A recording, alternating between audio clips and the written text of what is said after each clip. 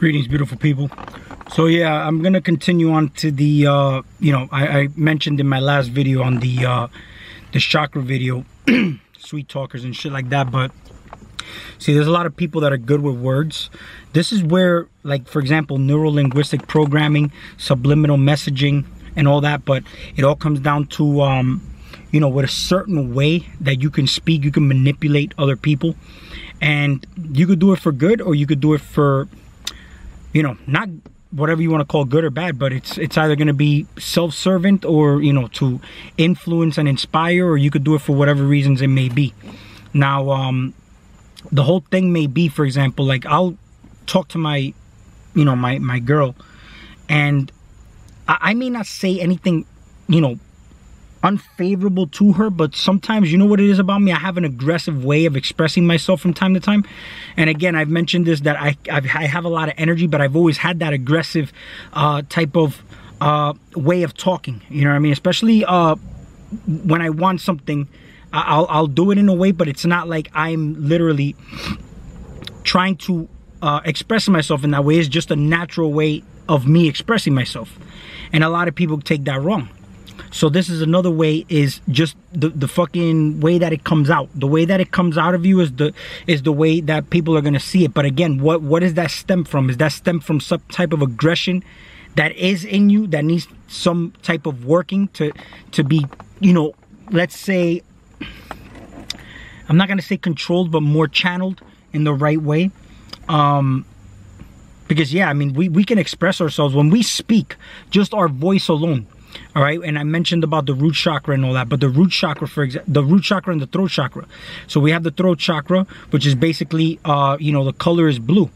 But if you look at the way the throat chakra works, when you are speaking, let's say you're speaking from the heart space, you're going to express yourself in a way where you're speaking from source. You're speaking through source. If you're speaking through the ego, from the ego, then you'll actually know, because it's basically more of a you're gonna tell by the way words are expressed, the phrases that are used, and the you could kind of tell by the arrogance. And nothing wrong with arrogance, nothing wrong with being your own type of way or anything like that, but you can kind of tell.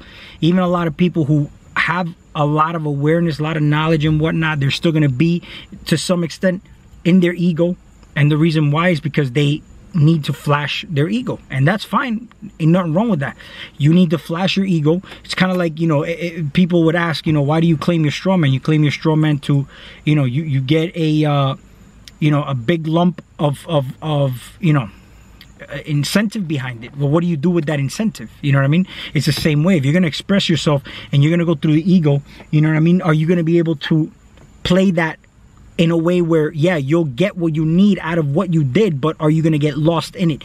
Or as soon as you gain the attention, because attention is energy at the end of the day, but if you're not interesting, people aren't going to pay attention to you, because when people pay attention to you, they're buying into you, and then they're paying with interest. And that's why they say that you're an interesting person, people are going to be interested in you. So, if you can, use your ego correctly, and you come out and, grab the attention you need from that, what do you do with it afterwards?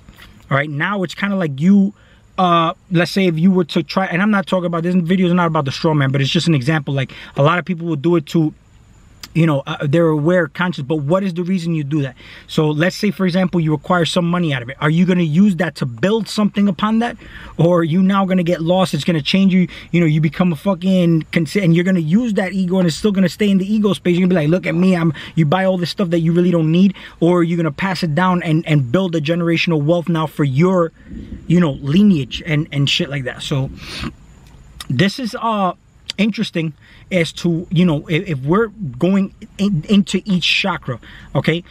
Each chakra is a representation of something, okay? But it's all about having a balance, because again, see, our heart space is green, okay?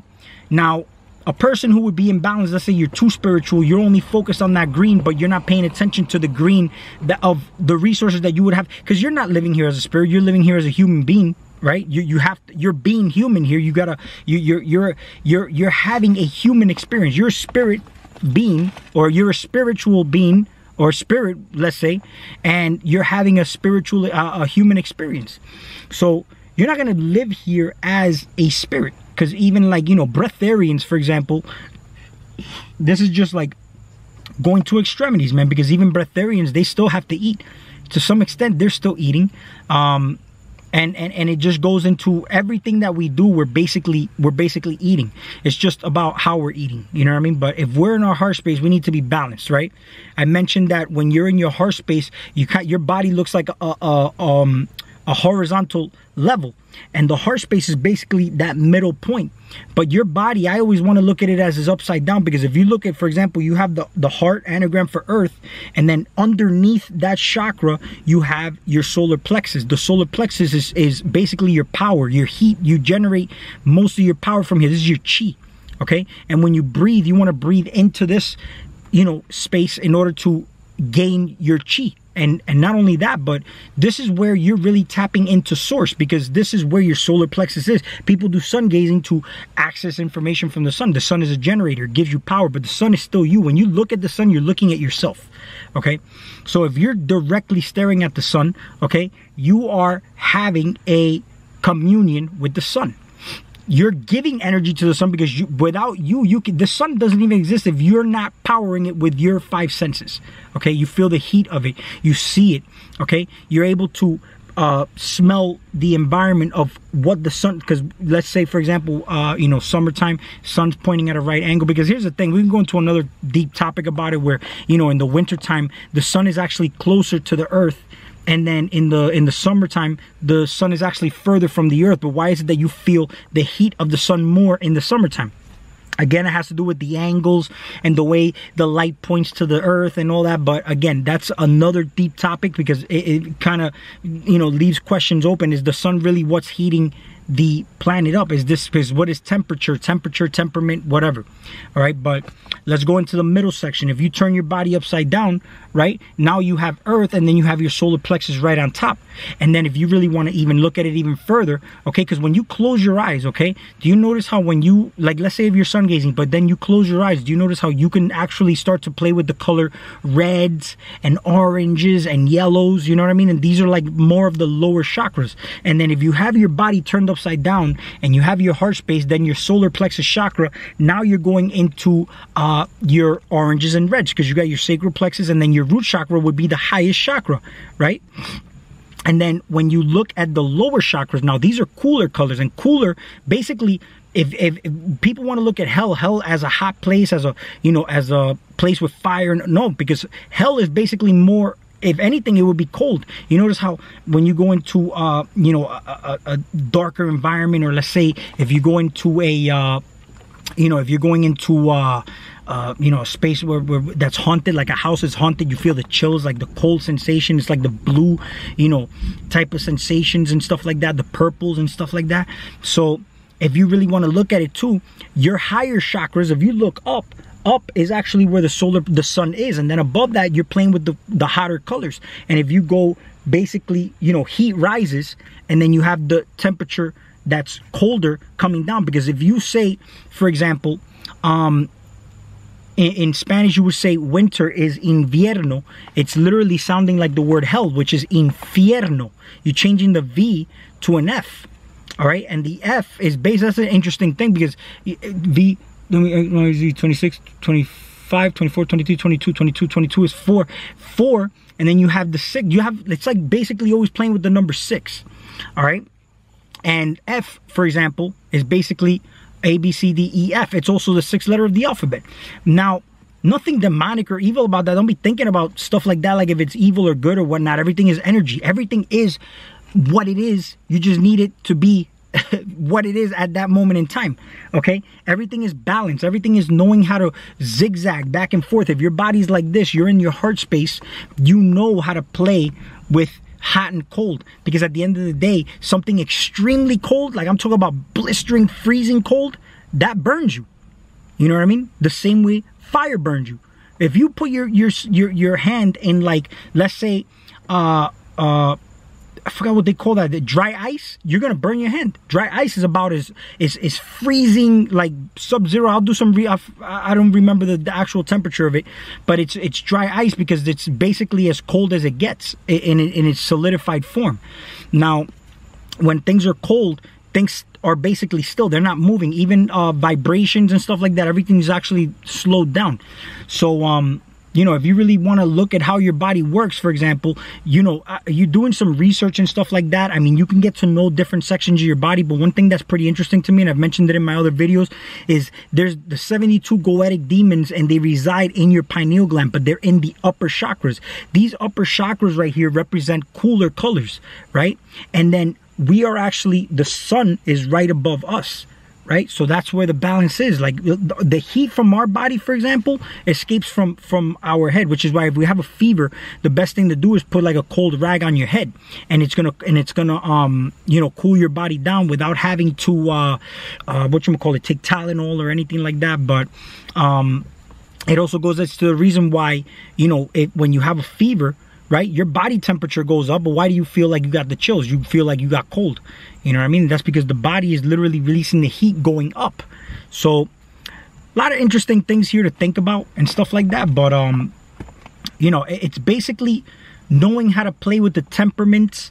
You know, we call it temperature because, again, they're measured in degrees, and degrees are measured, they measure temperature, but they also measure angles of light. So if you want to measure angles of light, again, this is where the sun is angled at a certain angle, pointing at the earth, giving us, you know, the temperature. But then there's also questions that come into, like, you know, how you know, our calendars are set up. We're under the Julian calendar, which is basically adding in July for, you know, honoring Julius Caesar, and then we have Augustus for Augustus Caesar, and then you have Janus, January. We celebrate New Year's in January, and then you know, when in reality, New Year's should really be celebrated in you know, in March, when the sun is actually, you know, closest to the earth. I mean, I'm sorry, when the sun is furthest from the earth. But we also have the green and everything coming back to life, where everything's dormant in the wintertime. So basically, you know, getting on point with, you know, with this topic, obviously it comes down to you know, balance, you know, and it just comes, the chakras, your energy centers, everything is an energetic access point. Everything goes by frequencies, because colors are frequencies. You have, you know, red, orange, yellow, green, blue, violet. Each one has a frequency to it, but don't leave off the brown. The brown is basically the soles of your feet coming up to the base of your spine. That's actually where it turns into red, which is now coming up the rainbow waters, coming, which you're the rainbow waters. Your body's made of water, but your rainbow waters start from the base of your spine, coming all the way up until you have to the pineal gland. Then you have your crown chakra, which is right above your head. But these right here are all important to know as far as, look, you know, you tuning into certain frequencies.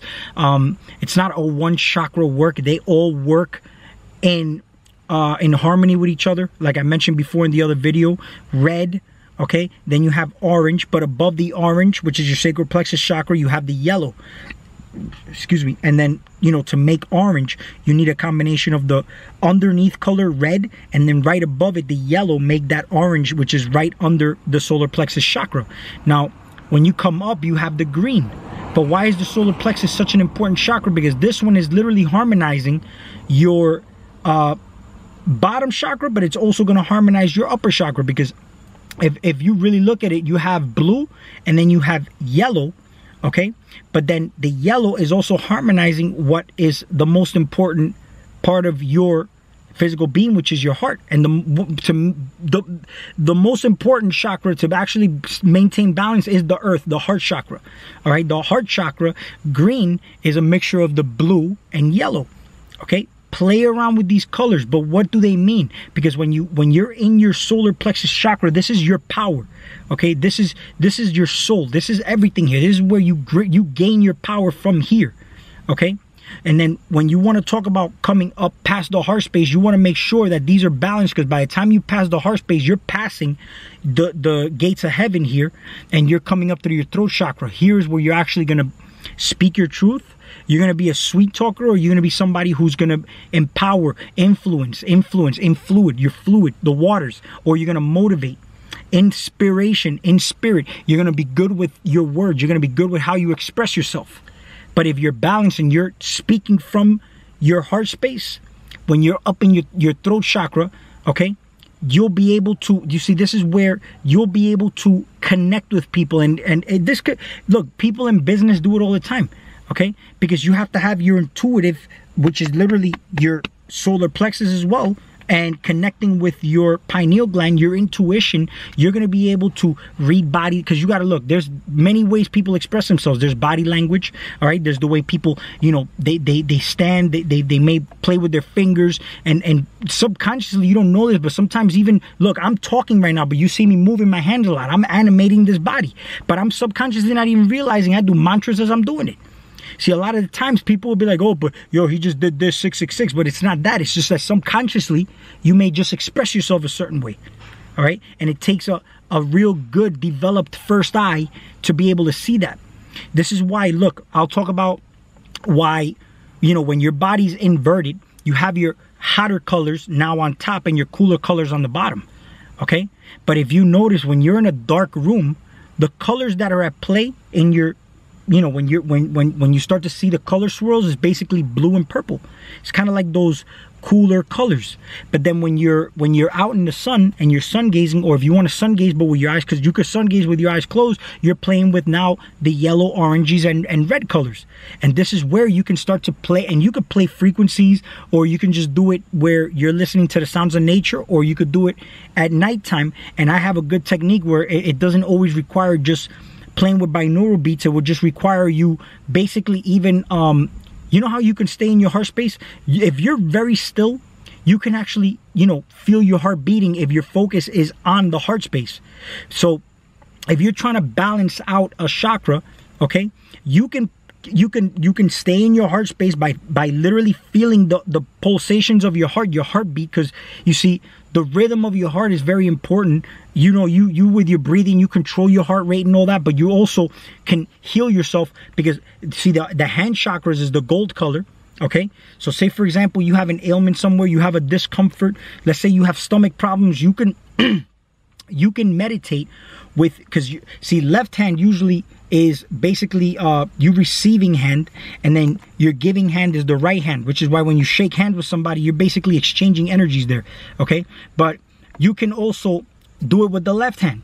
You see, a lot of the times the programming is everything right hand. You do everything with the right hand, but you can start doing things with your left hand. See, when I give somebody a handshake, I can give it to them with the left hand. They'll look at me weird, but I'll be like, look, this is closer to the heart space.